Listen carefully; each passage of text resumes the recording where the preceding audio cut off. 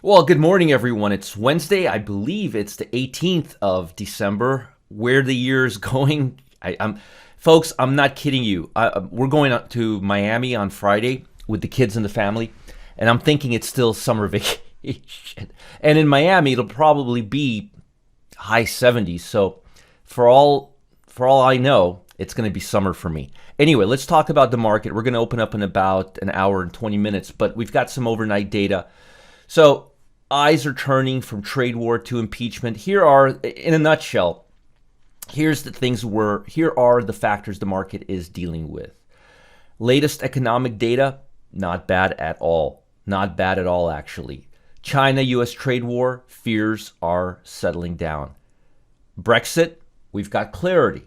So things are looking better. The only factor right now that the market has to assimilate is the impeachment. And I know you're rolling your eyes and you're thinking to yourself, what do we need this impeachment for?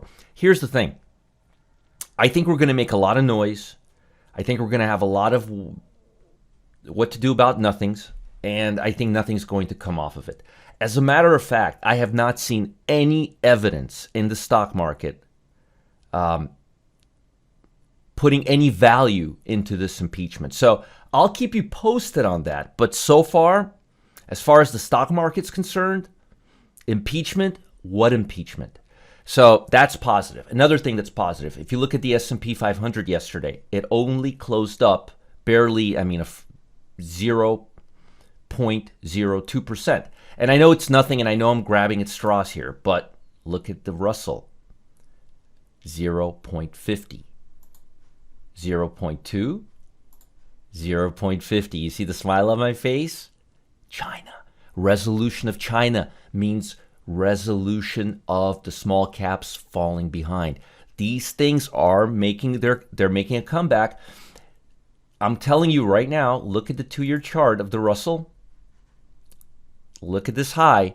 We're going to come up here before we even out. So we're heading up there. And I'm going to tell you, I told you so. And you're going to be thinking, why didn't I buy the small caps? I'm telling you, buying small caps, they've got this way to go till they reach clarity. This happened right here because of China, because we were going into a trade war. We're now coming out of a trade war. So we're still outperforming. And I promised you that I would keep you on track, and I'm focusing on this every day because this is really, really important right now. Now, I want to show you my sectors. I want to update this just in case things have changed. I don't think they have. And markets are fairly neutral right now. There's nothing really crazy going on. One thing that really bothers me a lot, is the fact that we're not humming in the same. These sectors have a rhythm, a natural market rhythm, and the fact that consumer discretionary and utilities are close to each other. Now, consumer discretionary was below utilities a few days ago. Finally, consumer discretionary is coming up. Consumer discretionary should be right next to technology.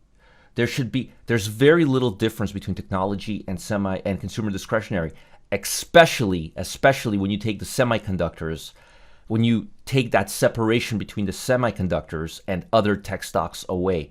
Semiconductors are rallying because of China, but now the consumer discretionary stocks should come up. We're not, tariffs are off the table. This is huge. So this is positive, but I'm not seeing I'm not seeing sectors acting in concert. I'm seeing fragmented sectors, which happens where the stock market's overbought. Now, yesterday I showed you the percentage of stocks in the S&P 500. S&P 500 trading above the 200-day moving average. And we were at about 76%, and I showed you that over the last 5 years or 10 years or 3 years, anytime we go above 75, we have a cool-off period. Now I want to show you the percentage of stocks above the 50-day moving average, which is a little more responsive because it's a shorter period of time. So we're right now at the 73.65 level. This is 5 years. Let me go to 10 years. This is 10 years. So this is like giving you guys a back test. Take a look at what happens every time we go above these two levels. Now, we've only gone above 82, 83, 1, 2, 3, 4 times in the last 10 years. Let's look at 20 years. I love looking at this data. In the last 20 years, the percentage of stocks in the S&P 500 trading above the 50-day moving average went above the 80th percentile 1, 2, 3, 4, 5, 6, 7 times. That's over 20 years. Not bad, right? 20 years. Now, look at how often it goes above 73%. Quite often, right? But it doesn't make it all the way up here. And when it does, it cools off. It cools off. It cools off. It cools off. So the odds are we're very close to a top. Not a long-term top. A short-term top. Just enough to get us right here to the 200-day moving average, to the 50-day moving average. Maybe even a little less. Maybe just a congestion back down. But the markets are overbought. Not only are they overbought, we're having divergence, as I showed you yesterday. And we're having this divergence in all major sectors. Finally, let me get to the end of this. NASDAQ 100. I rarely talk about the NASDAQ 100, but check out momentum levels on the NASDAQ 100 right now. All right. This is the percentage of stocks trading above the 50-day moving average, which is very dynamic. Remember, NASDAQ has a lot of volatility, so there's a lot of dynamics up and down. This is a 10-year chart. How many times have we gone above this level over the last decade? Let's see.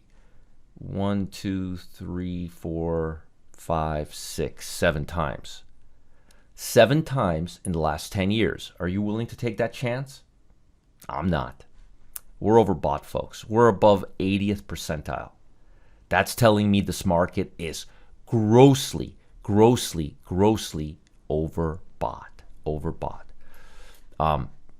This is really high. Really high. Let's look at 20 years. I know you want to look at 20 years. And this is like really having a back test. Look at it 20 years. Look at the line. I'm making the line right there. You can count on 2 hands how many times we went above 80th percentile. Folks, we're at 81.5. I'm going to repeat that for the mic a little closer. We've only gone above 80% in the last 2 decades, 20 years, not 20 days, not 20 months, not 20 weeks, 20 years. That's longer than some of your kids have been around. Certainly my kids. We've gone above this level. I can count on 2 hands. So can you. The link is right up here. You can just go to that link. This is not a conspiracy. I'm not making this up. I'm just pointing out momentum. This drives markets. All right? So as of right now, taking the fact that we're grossly overbought, taking that into account with the fact that we're diverging, as you can see right here, taking that into a fact that we're overbought, according to the RSI, it's telling me we're going to go south. Not a lot, but a little cool off. So you've got uncertainty over impeachment. Not a big deal. Technically, though, you've got the NASDAQ 100 screaming overbought. Not on a short-term basis, both on a short-term and ultra long-term basis. When I say long-term basis, I'm talking 20 years. Max is what? Max is probably 20 years. 2000. Yeah, it's 20 years. Look at this. How many times does it go above 80th percentile? Let's see, 1, 2, 3, 4, 5, 6, 7, 8, 9. Yeah, if you got 11 fingers, the bottom line is we're grossly overbought on the NASDAQ. We're on the 50-day line. We're grossly overbought on the 50-day line on the NASDAQ. We're grossly overbought on the 50-day line on the S&P, or at least really getting there. We have a fragmented sectors that are not trading in concert, which is like one side is pulling the one way, the other one is pulling the other way. And we have divergence. Uptrend, downtrend. So we've got a lot of things pointing to a minor downside. None of these factors, interestingly enough, none of the factors that I've shown you are saying we're going to be in deep trouble. They're just saying we're going to cool off. We need to cool off, folks. We really do. Markets are just ragingly overbought. It would be great to cool off. The problem is we've got a Christmas rally, and the way I'm seeing it now, unless we have a major cool off this week, I don't think we're going to get one. We're getting too close, and we haven't seen that downside. We need to have some downside so that we can come up. Right now, with the way things I'm seeing, markets are just stretched out.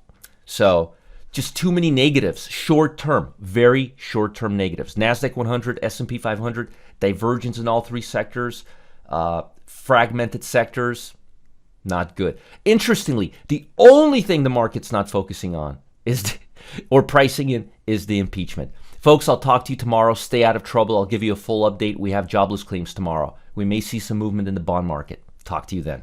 Oh, if you guys are getting something out of these videos, send me an email. Tell me what you want me to cover. support@marketgeeks.com. We also post these on the Wealth Press Facebook channel and on the Market Geeks YouTube channel before the market opens. Talk to you soon.